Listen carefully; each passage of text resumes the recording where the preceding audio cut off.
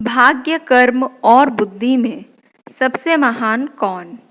सूरजपुर के राजा सूर्य बहादुर एक दिन जंगल में शिकार खेलने गए। वह शाम को जब वापस लौट रहे थे, तब उन्होंने देखा दो पुरुष और एक स्त्री आपस में बहस कर रहे थे। राजा ने पास जाकर पूछा, आप लोग क्यों आपस में लड़ रहे हो? आप सबका परिचय क्या है? पुरुषों में से पहला बोला, मैं कर्म हूँ। दूसरा बोला, मैं भाग्य हूँ। स्त्री बोली, मैं बुद्धि हूँ। बुद्धि बोली, हमारे झगड़े का कारण है कि हम सब में सर्वश्रेष्ठ कौन है। राजा ने कहा, तो यह बात थी आप सबके झगड़े की। तीनों ने कहा, अब आप ही बताइए, हम तीनों में सर्वश्रेष्ठ कौन है? राजा ने कहा, यह तो मैं अभी नहीं बताऊंगा, पहले मैं तुम सबको आजमा कर देखूंगा। राजा ने जंगल में एक लकड़हारे को लकड़ी काटते हुए देखा। राजा तीनों से बोला, तुम्हें इसके ऊपर अपना प्रभाव दिखाना है। तीनों ने कहा, ठीक है।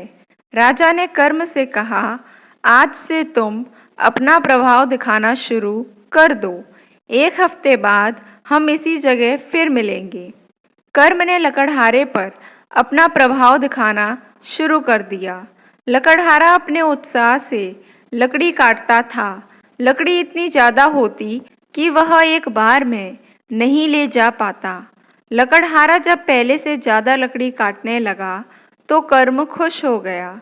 लकड़हारा बेचारा जब लकड़ी रखकर दूसरे बार आता तो वह लकड़ी ना पाता, क्योंकि उसकी लकड़ी कोई दूसरा उठा ले जाता। एक सप्ताह बाद जब मिले तो राजा ने कहा, कर्म तुमने तो अपना प्रभाव दिखा दिया, लेकिन लकड़हारे की हालत पहले जैसी ही है। वह अब भी दरिद्र है। वह लकड़ी तो काटता है, पर उसका सदुपयोग नहीं कर पा रहा है। कर्म कुछ नहीं बोला। राजा ने कहा, भाग्य, अब आज से तुम्हारी बारी है। हम सब एक सप्ताह बाद यहीं मिलेंगे। भाग्य ने अपना प्रभाव दिखाना शुरू कर दिया। लकड़हारा अब कर्म को छोड़कर भाग्य के भरोसे रहने लगा। वह आलसी हो गया। वह सोचने लगा, भाग्य में होगा तो वह अपना जीवन अवश्य सुखपूर्वक बिताएगा। भाग्य ने लकड़हारे का साथ भी दिया। वह लकड़ी काटने नहीं जाता, पर उसे उतना धन मिल जाता था जितना उसे लकड़ी काटने पर मिलता था। यह देखकर भाग्य बहुत खुश हुआ। एक सप्ताह बाद चारों उसी जगह मिले। राजा ने कहा, भाग्य, तुमने अपने प्रभाव से लकड़हारे को आलसी तो बना दिया, पर उसे धनवान नहीं बना पाए।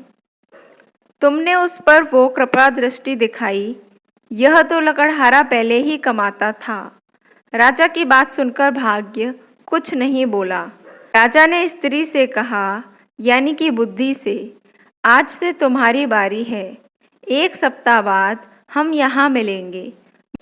बुद्धि ने अपना प्रभाव दिखाना शुरू कर दिया। लकड़हारा अब दुगने उत्साह से लकड़ी काटने लगा। उसने आलस छोड़ दिया था। उसने अब लकड़ी ढोने के लिए बैलगाड़ी भी लाना शुरू कर दिया था। वह सारी लकड़ी बैलगाड़ी में भरकर बाजार ले जाने लगा, जिससे वह ज़्यादा धन कमाने लगा। और सप्ताह भर बाद ही उसकी हालत पहले से अच्छी हो गई। एक सप्ताह बाद जंगल में चारों मिले। उस दिन बारिश भी हो रही थी। बारिश थमने पर लकड़हारा लकड़ी काटने जंगल में आ गया। उसे देखकर राजा ने लकड़हारे से कहा, क्यों भाई, आज बारिश में भी लकड़ी काटने आए हो तुम? लकड़हारे ने कहा, भाई, भाग्य उसी का साथ देता है जो कर्म करता है। मैं कर्म कर रहा हूँ, भाग्य के भरोसे नहीं हूँ। फिर मैं अपनी बुद्धि से कर्म और भाग्य को अपने वश में रखता हूँ, जिससे मैं सुखी हूँ। राजा ने मुस्कुराते हुए तीनों की ओर देखा और बोले, अब तो तुम सब समझ ही गए होगे।